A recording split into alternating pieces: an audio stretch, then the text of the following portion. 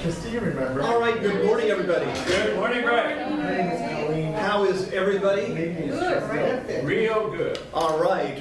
Well, Robin says hi. She just got done speaking at the Christie's convention in New York. And she said it went incredibly well and wished you were all there with her. Said hi. So that is very good. So we're picking up where we left off last week, and we were talking about the war of art. So anybody this week actually read the book that hadn't read it before? I read it. Oh. I listened to it. All right. So last week we sort of talked about resistance and the challenges that it brings. And so this week we'll sort of wrap up this book talking about what it takes to really become a professional as a real estate agent. And to me, this is one of those things that I think is so incredibly important to think about. And one of the things that I would encourage you to do is sort of, if you've got it on Audible or however you read the book, is that pull this out and reread it every now and then. Because to me, this is so valuable. I love his quote about Somerset Maugham. Someone asked if he wrote on a schedule or only when struck by inspiration. And he said, I write only when inspiration strikes me, he replied. Fortunately, it strikes every morning at 9 o'clock sharp. And here's the real point that I want to have you guys really understand about this book, about becoming a truly professional real estate agent. A pro knows the truth is that by performing the mundane physical act of sitting down and starting to do the real work of lead generation each day, you set in motion a mysterious but infallible sequence of events that will produce results. And that's it. That's the magic of real estate. And we're looking for all the other things out there. And one of the things that he talks about in the book is that amateurs are looking for shortcuts. Professionals are focused on doing the work. Amateurs think there's something else to learn, some new thing, some special way that professionals have figured out that they haven't. So what's the one thing that the professionals have learned that the amateurs haven't? Do the work. That's it. It's getting the work done every day.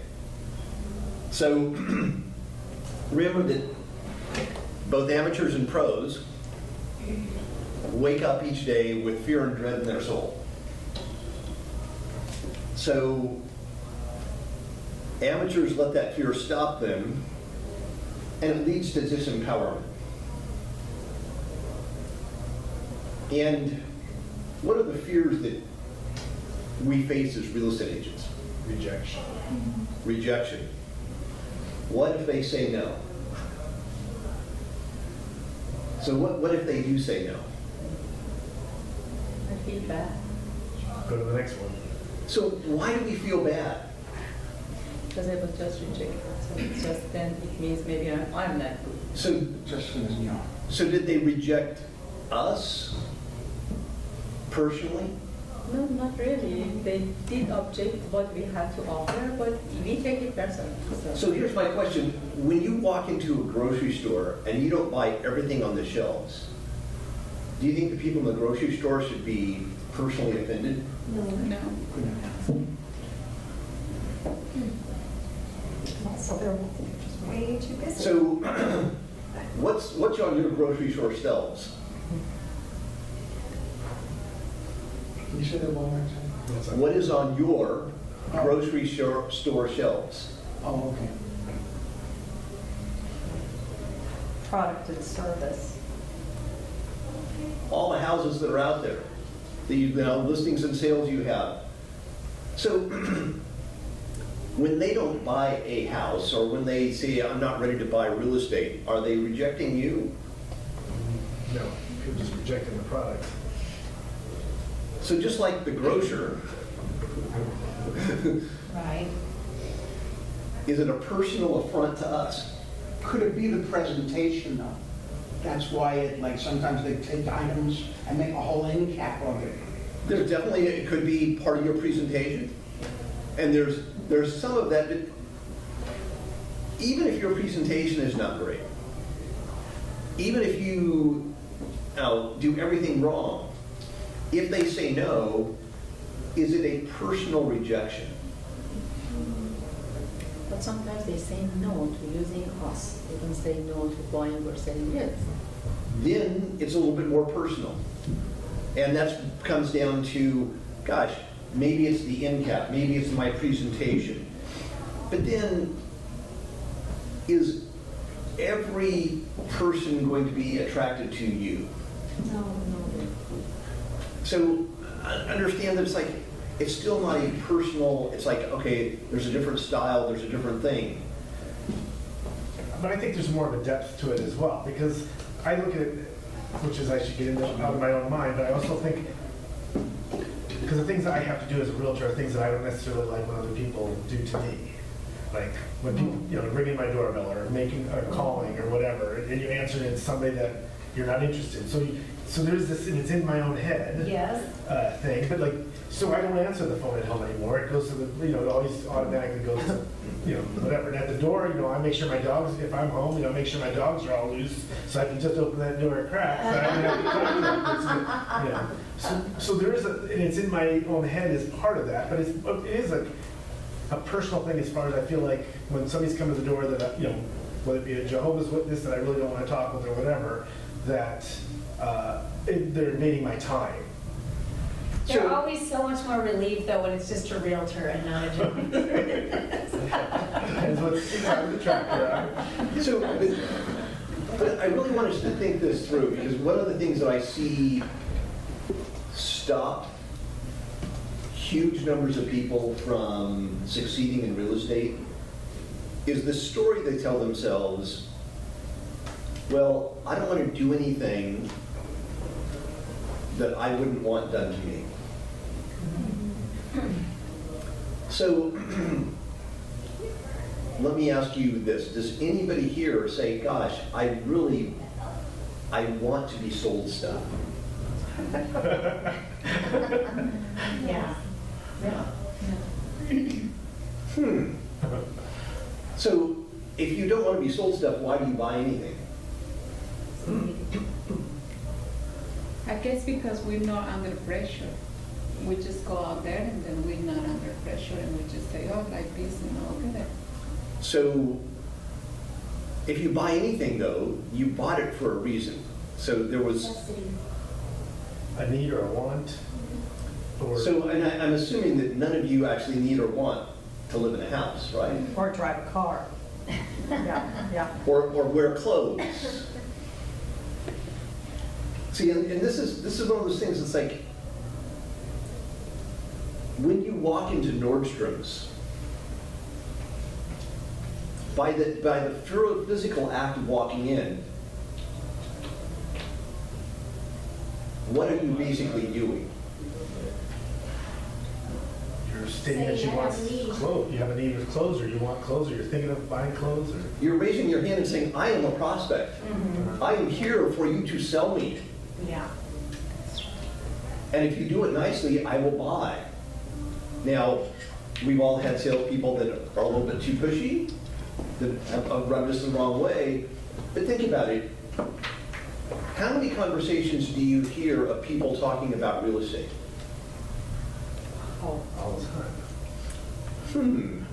So I wonder, are people interested in buying and selling real estate? There's money for them in it. See, this is one of those mental things that we have to work our way through. We have to say, okay, people are interested in what we have to sell. They are interested in buying and selling real estate. So how do I engage them consistently? And there's no way to not offend anybody. That's a good one. Right. So Robin was mentioning that my wife and I, we ride our bikes every morning. Now, we've been doing this for probably 25 years. And there is one lady that somehow believes that no other people should be on the boardwalk in Huntington Beach. And for 25 years, we've rode our bikes by her, and if you come even mildly close to her, she yells obscenities at you.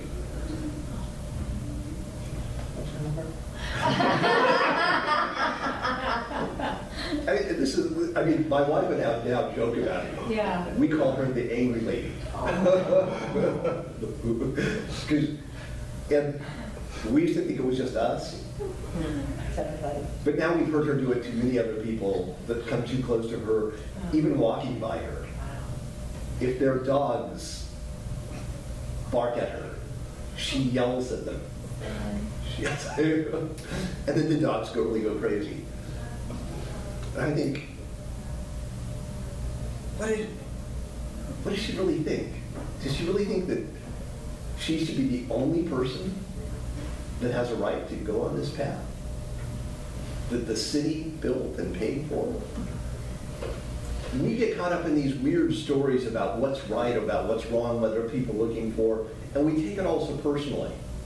So here's what I'm going to do. As a pro, face the fear. The fear that, gosh, you know what? I could offend somebody today. I could treat somebody the way I wouldn't necessarily want to be treated, but have you ever had a financial planner, a stockbroker, or any salesperson contact you that you eventually bought something from?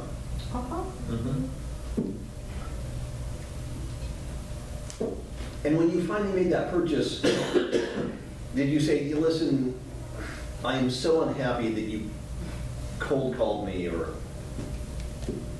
no, we're actually thankful that we ended up getting that knowledge. And part of it is this mental thing of our own, is getting past that I'm irritating people. And focusing on, I'm providing value. Pros face their fear, and then they lean into the fear because they understand that fear stops most people from living out their true calling, their true life. And fear is just an excuse. Now, part of what this fear is to really understand the principle of priority, which states that you must know the difference between what is urgent and what is important. And you must do what's important first.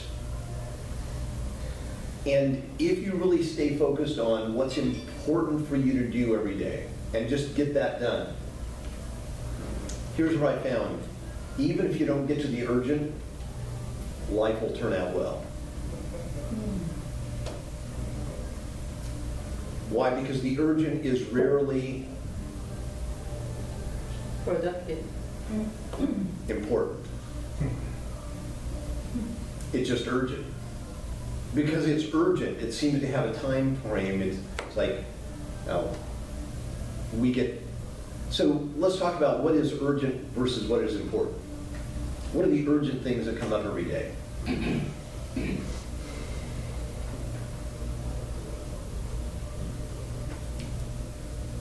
Escrow issues? So escrow issues. Time-sensitive things. Typically a problem. So what are the urgent things that you deal with every day without fail? Elliot having to go to the bathroom. It's a good look. Get the dog. Speaking of kids, Kidding.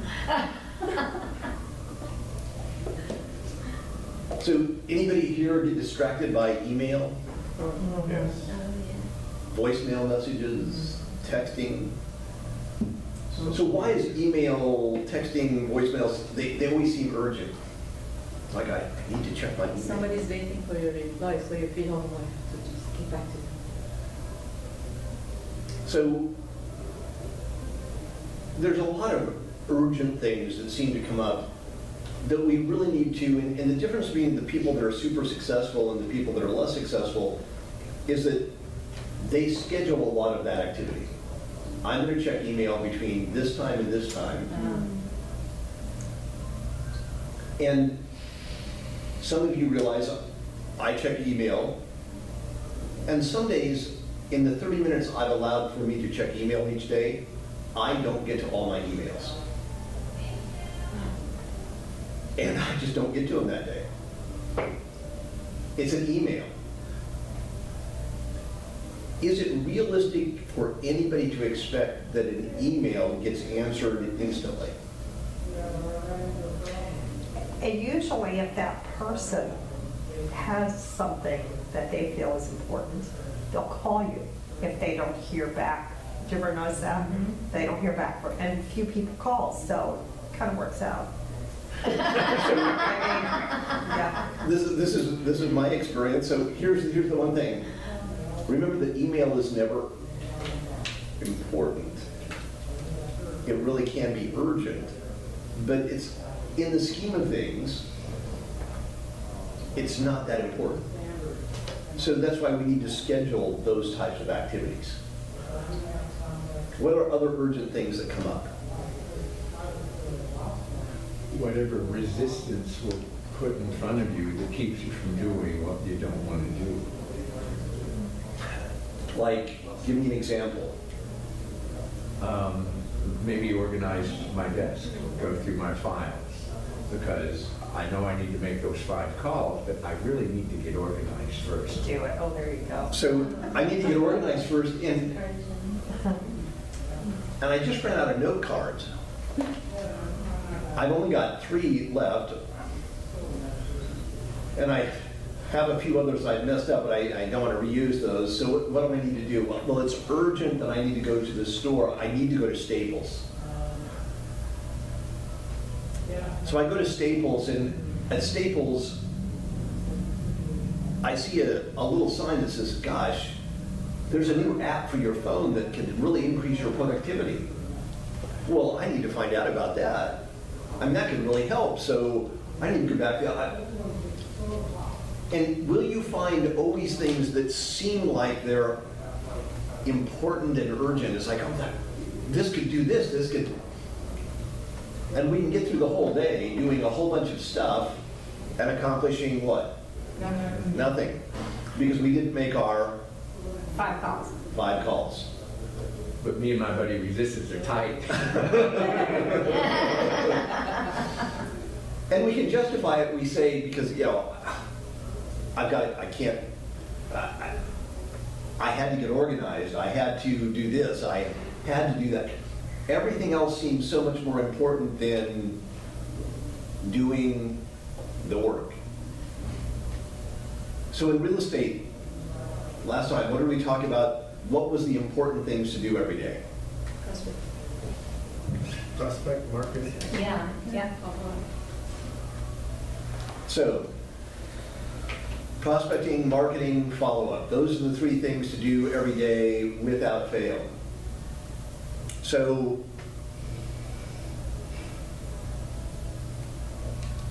I always hate asking some of these questions, but we need to learn.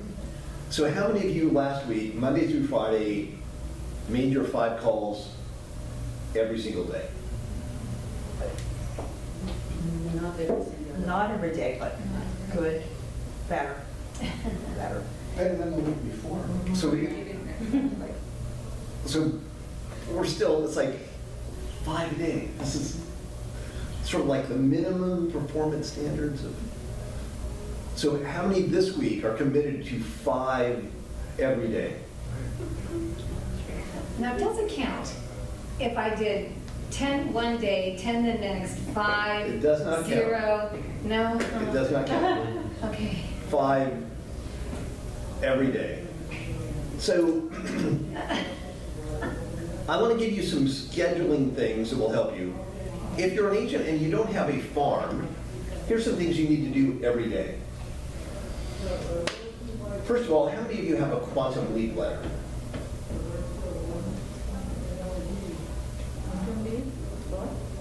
I must have missed that meeting. Yes.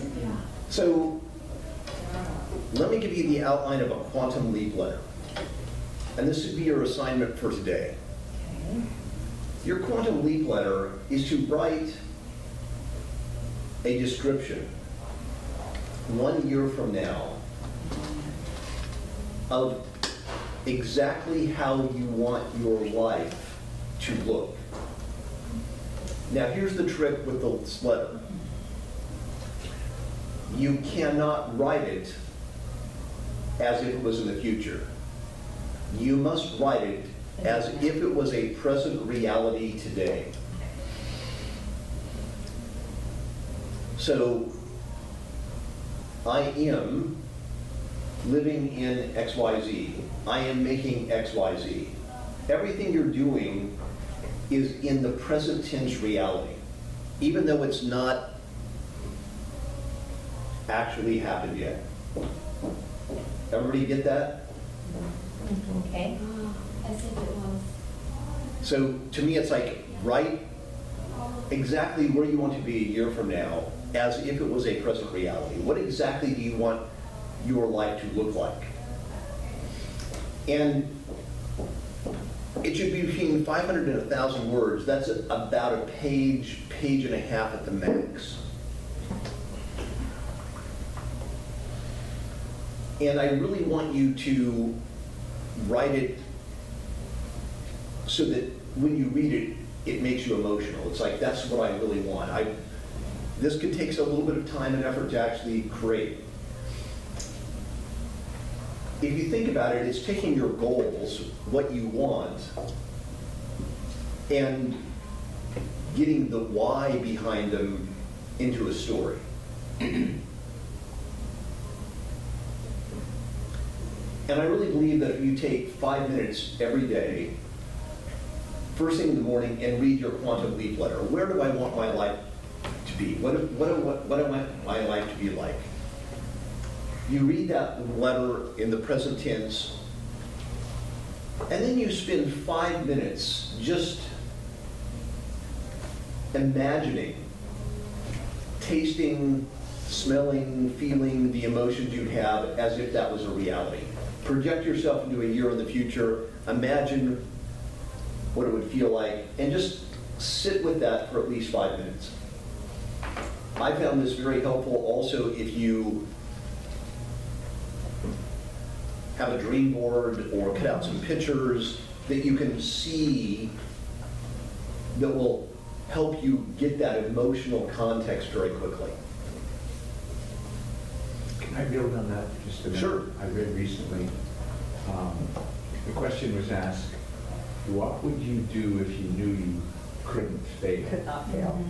And so when you brought up the letter, I was thinking, okay, if I wrote that in the way that I knew I couldn't fail, that put myself in the present a year out, year back, my thought was, I know I can't fail whatever I do, then that opens up so many. So that was just running through my head when you brought that up.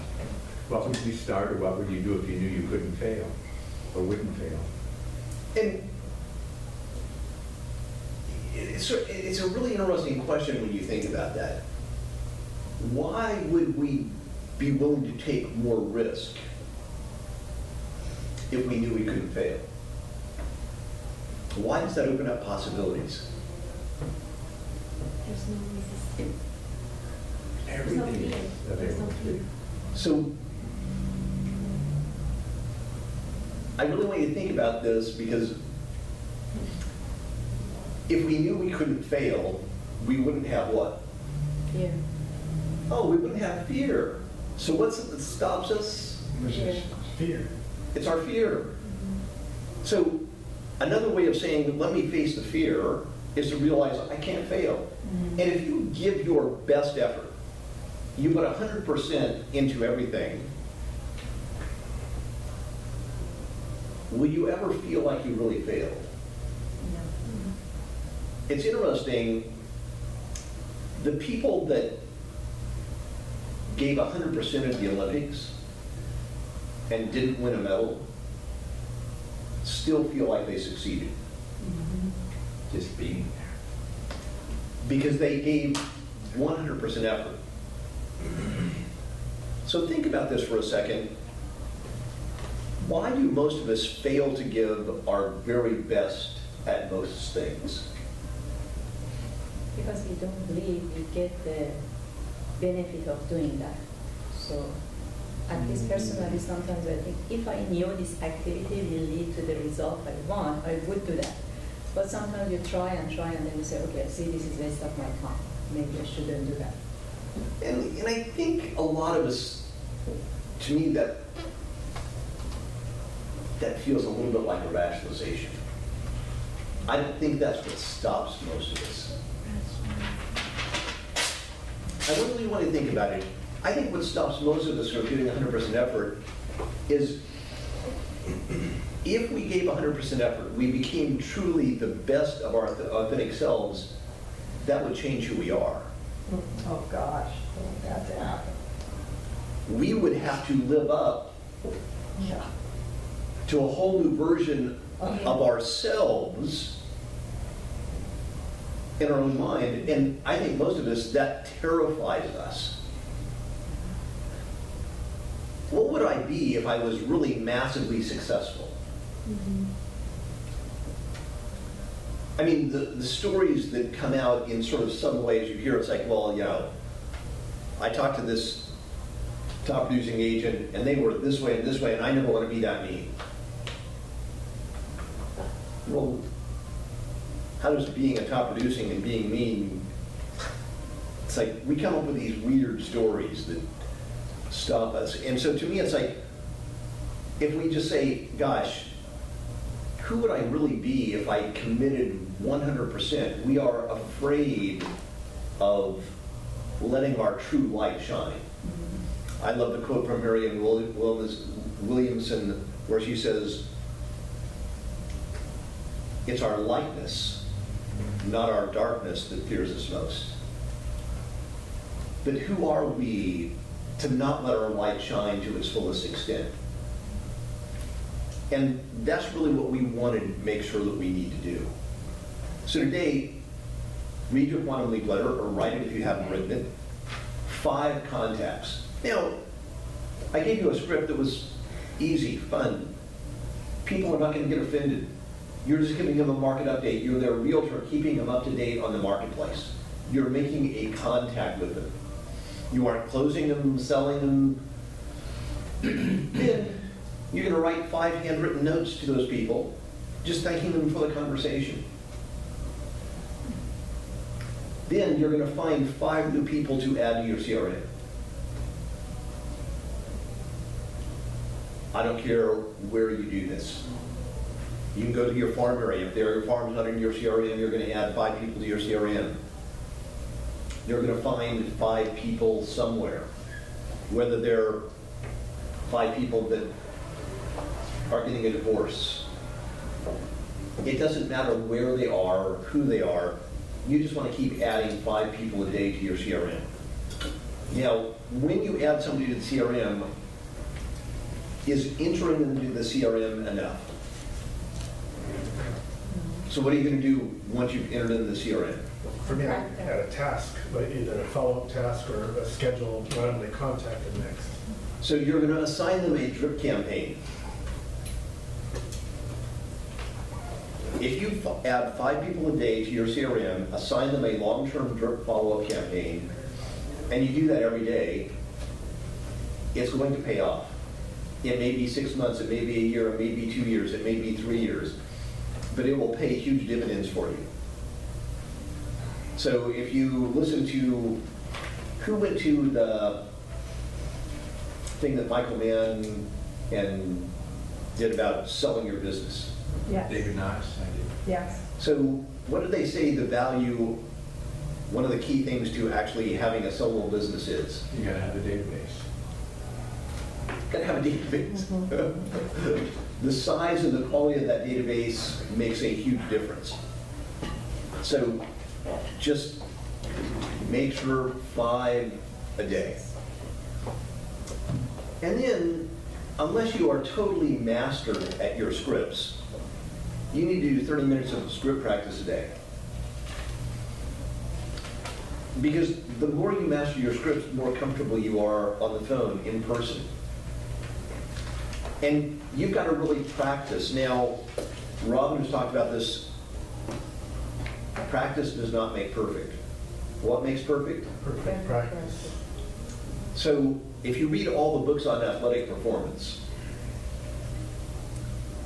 what's the difference between the way great players practice and the way the average players practice? They practice one thing 10,000 times. They get feedback, and then they make it. Fundamentals. And they practice as if it was a game. They put just as much effort into practice as they do as a game. So Michael Jordan said every time he went to practice, he would sit in his locker after he got dressed and before he went onto the floor and tell himself, it's game 7 of the NBA Finals. Everything is on the line today. And he said, I would practice as if it was game 7 every practice. So I've worked with agents doing a script practice, and I'm always surprised at how hard it is to get them to actually take script practice seriously.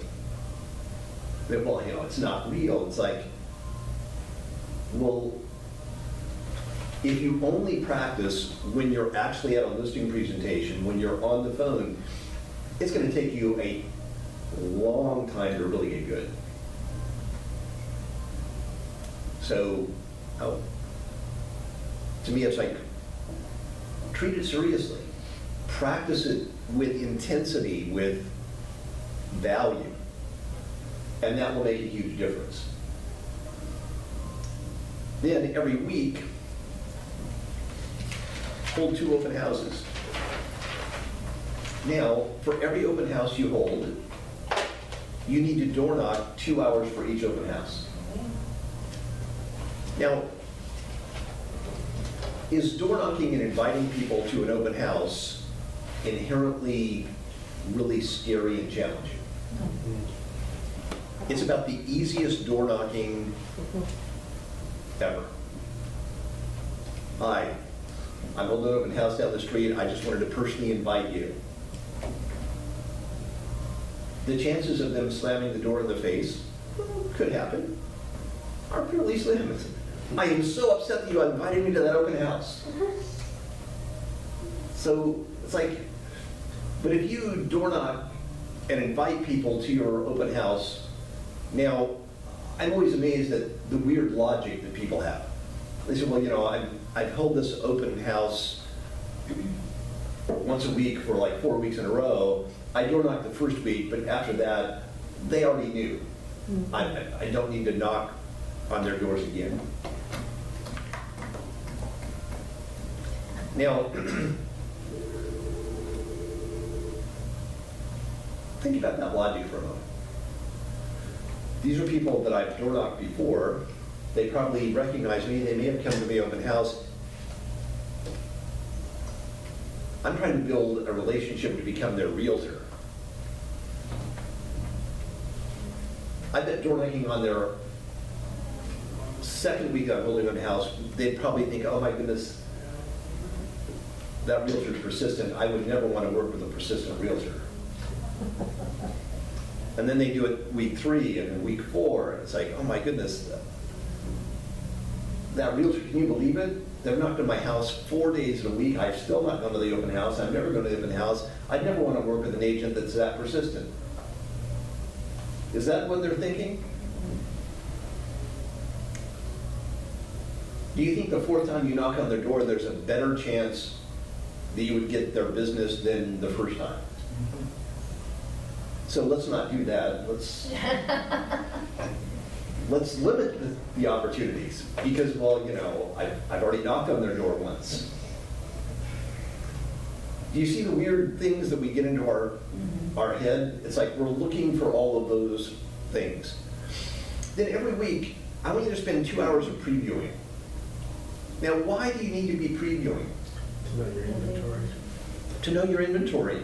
You know, every one of you, when you're out previewing, do you take your phone with you? Yeah. Okay, so you're out previewing, you have a phone. So somewhere in that previewing, there's going to be a house that's a little bit interesting to you. And that's the house you're going to do a Facebook Live in. Every week, you are going to do at least one Facebook Live out previewing. And why are you going to do a Facebook Live every week when you're out previewing? Because you show that you're active. Shows you're in real estate.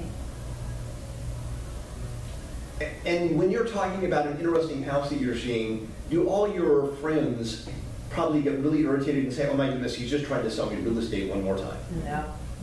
They have fun. So this is a really simple, really easy way to generate interest, build professionalism, and if you do this week in, week out, whether you sell anything or not, if you did this every week for 50 weeks, do you think people would think you are a better, or more successful, more professional realtor? So, how many are willing to commit to doing a Facebook Live out previewing at least once this week? Okay. Come on. Teach me how. I don't know how much easier, it's like, how many are committed not to succeeding? I'll bite. So, then every week you need to call up all your active prospects, people that you met at an open house that have expressed an interest, however those are. Then, if you're relatively new, unless you know you have mastered your listing presentation and are great at doing comps, every week you should pull out a listing. I don't care whose listing it is, a house that you like, and say, let me pull the comps on this. Let me come up with what I think the price should be. And then let me practice a listing presentation for that. Now, that'll take you a few hours of work every week, but you can do it in the evening, you can do it anytime. And if you did a CMA every week for 20 weeks, do you think you'd feel a lot more comfortable doing a CMA when you have a listing presentation to do? We could definitely get faster at it. A benefit, you get faster, you get more efficient, you feel a lot more confident. Your listing presentation would feel a lot more fluid. This is called the basics of real estate. This is practicing the basics over and over again. This is sort of like, preseason football, preseason basketball. Oh, this is what I need to do. This is what I'm getting ready so that when I'm really at a real game, I'm not practicing. Then, every week, write one new RPA with a net sheet for a buyer. Then every week, start the buyer letter campaign for 5 new people. Now, you're going to mail them once every 3 days until they contact you, so every week you're just adding 5 new people. So, how many people could you have in that campaign theoretically? Hundreds. What I found is you'll probably end up with about 20 to 30. Because you're going to keep mailing until they do what? Call you to tell you to take you off the list. So, and when they call you to thank you, take you off the list, what are you going to do to them? Send them a thank you note and a lottery ticket. Oh, it's just great talking to you. Thank you for, yeah. And I what know else, you're not interested. what else are you going to ask them? Who do you know? Yeah. No. No, I don't know. Oh. That's what I was gonna say. Say, I really appreciate you calling me, I'm going to take you off my list. By the way, would you mind if I stayed in touch with you, sent you my newsletter or anything? Because my goal is to eventually have an opportunity to earn the opportunity to be your realtor. I'd love to basically earn your business, so can I stay in touch with you over time? And if you ask people that, first of all, it's really hard to say no, because why? You're trying to do what? Or give them something. Earn their business. Well, yeah, I guess you could earn my business. Yeah, and even if they say, well, no, so there's nothing I can do to earn your business. Well, That's a personal thing. and every now and then they're going to say no. There's absolutely nothing you can do. Sorry, I'm My going husband's out. a realtor. I'm Oh, going yeah. out. Yeah, I'm going out. When are you getting a divorce? That's right, I'm going out of your feet first. Yeah. And when will that be? Yeah. Can I ask you a question, Greg? Sure. I'm not sure. Clarify for me. Start a buyer letter campaigning for 5 new addresses. Are you starting letters? I don't understand. For other houses or other people? I don't know what 5 new addresses is. So the buyer's letter is basically sending letters Right. to homeowners Right, saying, I've got a buyer for your house. right. So I don't care where those addresses are. Okay. Now, this is, if you don't have a farm, I found people say, well, I don't have a farm, so I can't do the buyer's Yeah, letters. I don't want to, but I'll do that. So, and I say, listen to anybody that's, you talk to some of the top producing agents, say, hey, what do you have buyers for right now?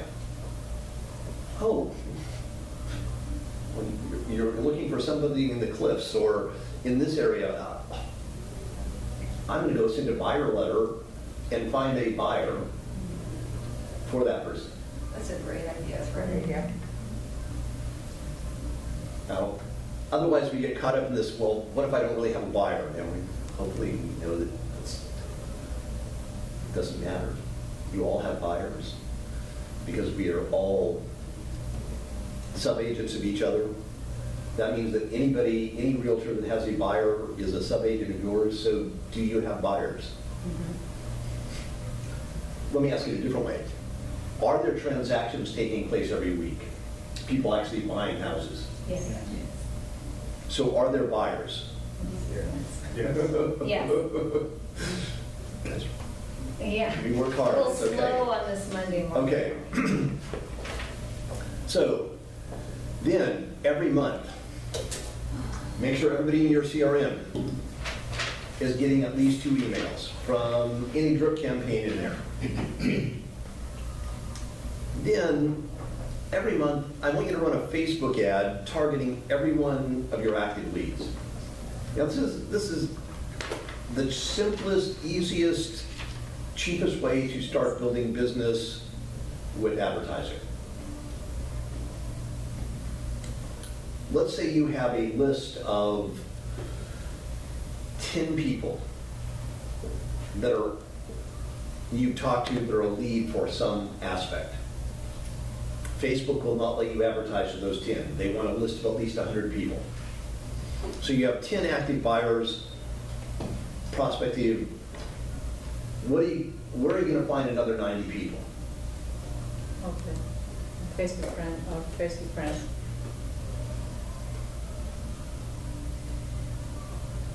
Your database. Well, yeah, so what are the best 90 people to add to that list? Who would you add first and foremost? Pass Past clients is good.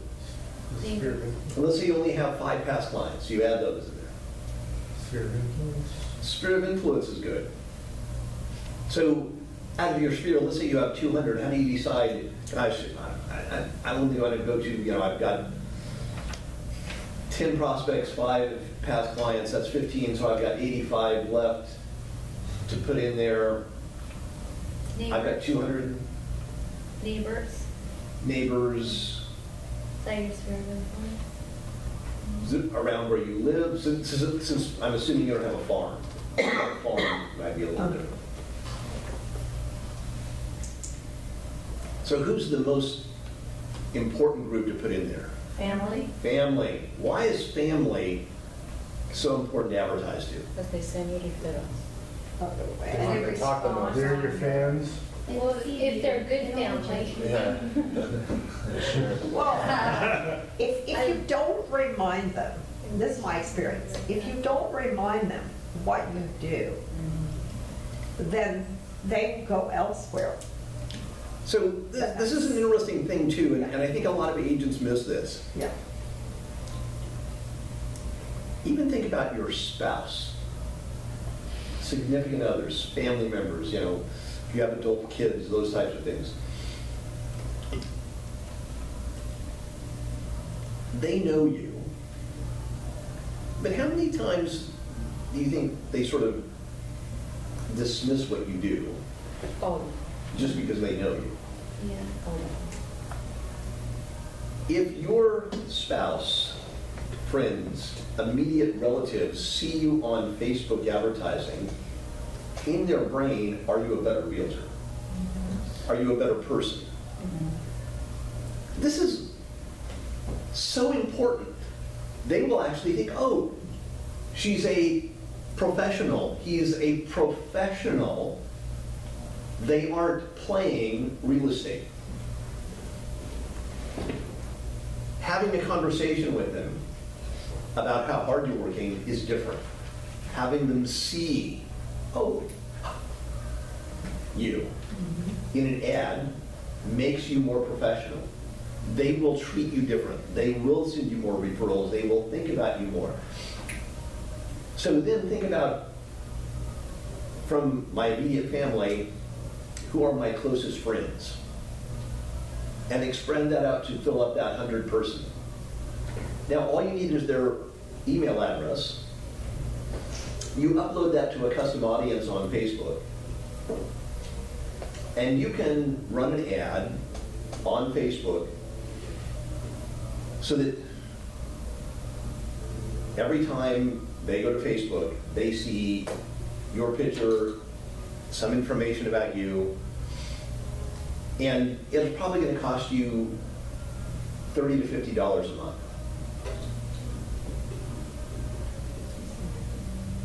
But think about the value of that over a year. If they see you 2 or 3 times a month in a Facebook ad, consistently month in, month out, over a year, they're going to think about you differently. They'll treat you differently, whether they even subconsciously understand it or not.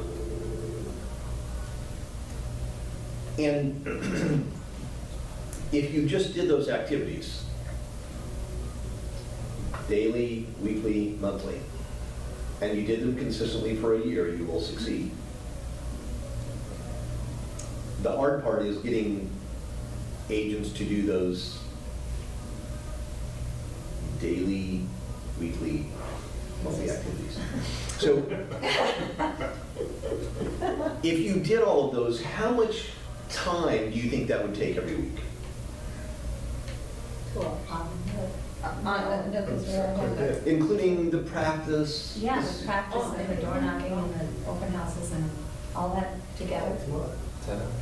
No. I mean, it's Probably a about work week. 25 hours, 25 hours at least. So let's say it did take you 25 hours. Yeah, part-time job. Yeah, Hmm. that's right. Is that like an overwhelming schedule that nobody gets? Like, Yeah, no. it's not. No.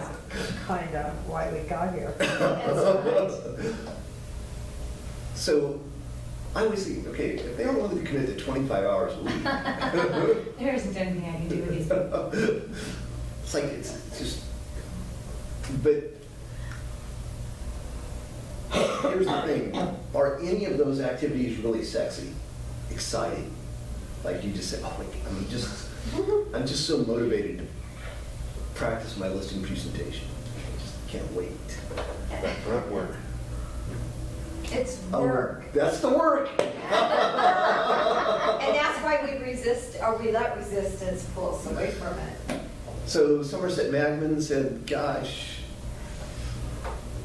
inspiration strikes me every day at, 9 o'clock. decide when you want inspiration to strike you every day. That's good. That's good. Say, now, schedule those 20 hours, 25 hours, and the rest of it, you can do whatever you want to. You can play, you can go to the beach, you can, but I promise you'll enjoy every aspect of it a lot better because you'll know you're doing the work. So how many of you remember his story in The War of Art when he became a professional? Oh, let me think. When he failed. When he totally let, that movie bombed. Yes, the movie, bombed. yes, And that's he what goes, it was. well, a lot of successful people have had horrible failures. I'm now in that elite group. Mhm. That was long after he'd become a pro though. So Oh, okay. What's one? When he wrote his, sat down and wrote for 4 hours a day and would let nothing interfere with that. Whether it was good writing or bad, he didn't care. 'Cause he And- did the work. And the one thing that got him to make that commitment, to finally do that. So remember, he was driving a cab in New York. And one day, what did he do? He hadn't written for 2 years. And one night, after he got back,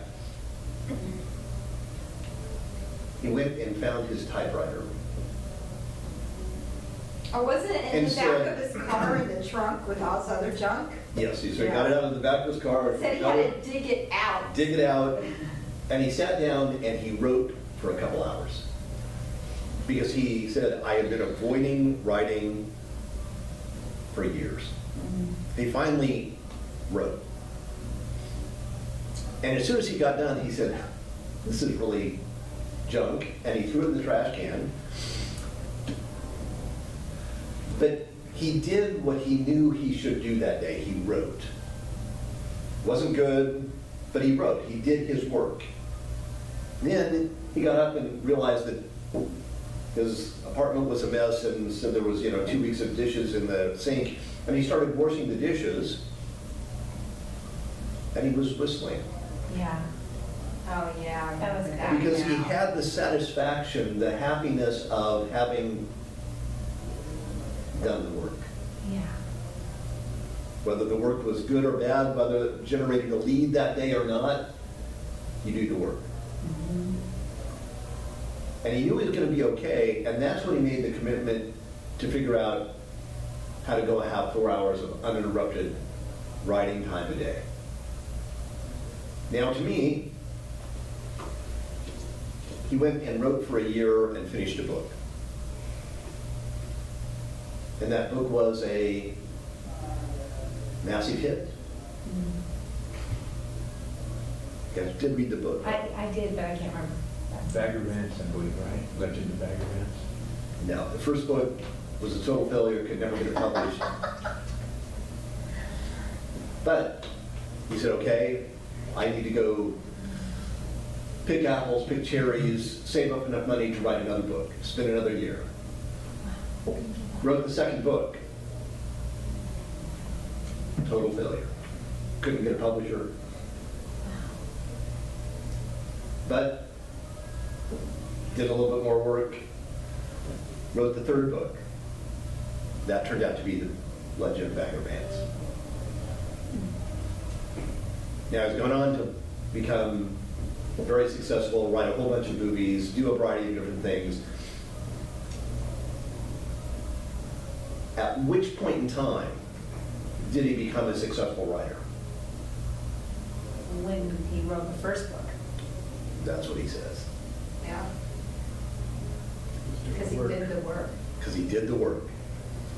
Gave up on whether it was good or bad, said, I'm going to do the work, I'm going to commit, trust, if I do the work, I'm going to get there. In real estate, if you do the work, if you do the 5 calls a day, if you do the things we've laid out, I promise it will eventually come. But you just have to do the work day in, day out, repetitively. So, traits of a pro. Running out of paper here, Greg. Professional shows up every day. Stays on the job all day long. Now, here's the good news. In real estate, 4 hours a day, 5 days a week, that's how many hours? 20. If you do 20 hours a week of focused prospecting, you're going to do well. The professional is committed over the long haul. For the professional, the stakes are high and real. This is your life, your job. The professional is patient. The professional seeks order, and the professional demystifies. Isn't looking for some magic solution. The professional acts in the face of fear. I love this one. The professional accepts no excuses. Also, the professional plays as it lays. What do you think that means? You bloom where you're planted, wherever the ball is, that's where you hit from. I always think that is, we play the hand we're dealt. Everybody else seems to look at it and say, well, you don't understand it. If I had her looks, if I had his skills, if I had his money, this... Oh, go on. I always like the two things I'll hear sometimes is, well, you know, I'm younger or I'm new to the area, so I don't have the kind of contacts that you have. That's one of my, I have my own excuses, but that's an interesting excuse that people We tell all me have sometimes. the excuses, Yeah. and a professional says, huh, there's no excuses. The professional plays it as lays, they deal with the hand they've given, and then the professional is prepared. That means they've done the CMAs, they practiced their listing presentation, they practiced their buyer presentation. Also, the professional dedicates himself to mastering their skills. To me, mastering your skills, being prepared, that's all part of the process. Also, a professional does not hesitate to ask for help. Now, you can never learn it all, and so you need to ask for help every now and then. Also, a professional does not take failure or success personally. Failing doesn't make you better or worse than anybody else, and neither does succeed. That's a really interesting one, the success one. Also, the professional does not identify with his or her instrument. Now, to me, this is the outcome. The professional endures adversity. The professional self-validates, isn't looking for outside validation. Doesn't need somebody else to say, good job. It's an internal, I did the work, and that's my focus. To wrap up here, the pro will not be distracted. The amateur complains and looks for and finds distraction so they can start tomorrow. I know some of you will find some distractions to avoid writing your quantum leap letter today. The pro just does the work. The pro lives in the present. The amateur spends his time in the past and in the future. The professional has taught himself to stay in the here and now. Then, a pro plays hurt. The amateur believes that she must have all her ducks in a row before she can do her work. The professional knows better. Has your husband just walked out on you? Has your car been repossessed? Keep working. Athletes play hurt, warriors fight scared. The pro takes 2 aspirin and keeps on making their 5 calls a day. All you need is 2 aspirin. All right. So hopefully, you'll go back and review the war on art on a consistent basis and just remind yourself of what you're trying to accomplish and be committed to being that professional as a real estate agent. Questions? Thank you, Greg. Super great. Thank you. Questions about anything? I can make a comment. Sure. Last night, I was working on one of my segments for my license renewal, and I'm like reading it. It's on trust funds, and it is so boring. It is so boring. And I'm like, oh my God, this is so boring. I should just take the test. I only need 70%, but I'm like, well, just in case, I don't want to take that again. And so anyway, right when I'm at the point where like, this is so boring, I think I'm gonna die, 6 people text me simultaneously.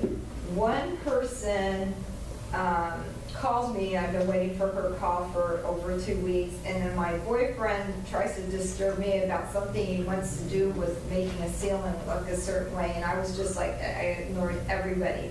Because of that book, The War on Art, I learned that resistance, if you're like totally committed to do the work and you're resisting resistance,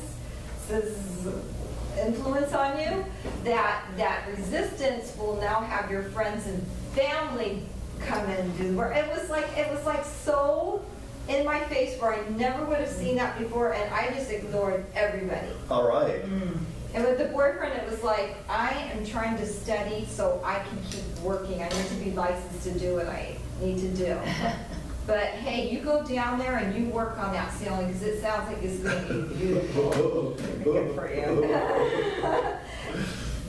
Well, like the War of Art says, as soon as you start getting focused, resistance says, I really need to make an all-out blitz on them to dissuade them not to do that. I don't want to lose another one. It was a blitz, you're so right. So, to me, that's the focus. This week, make that commitment. Start with the 5 calls a day, just 5. Don't worry about how they went, just make the 5. And at the end of the week, if you've done those 25 calls, reward yourself. Just say, gosh, how do I feel that I actually had the discipline to do the 5 calls a day? And start with those little steps, and it'll make a huge difference.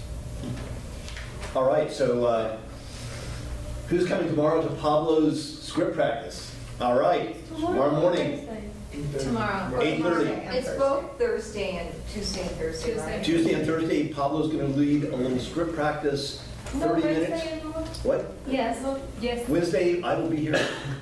So Monday is with Greg, and Wednesday script practice is good, but Pablo's just going to do a little very fast live role-playing We're gonna on actually Tuesdays and practice. Thursdays. 15 So, minutes, I think. yeah, 15 Yeah. minutes. 15 minutes, 8:30 to 8:45, Like what time? 8:30. 8:30. 8:30, not earlier. Not And not later. later. Not earlier, not later. Okay. I'm trying to find. Pablo says he's walking out at 8:45 to go get on the calls. But he did say his first call he would make live in front of Yeah. you. So Nice. you'll actually get to hear him make his first processing call of the day on Tuesdays and Thursdays.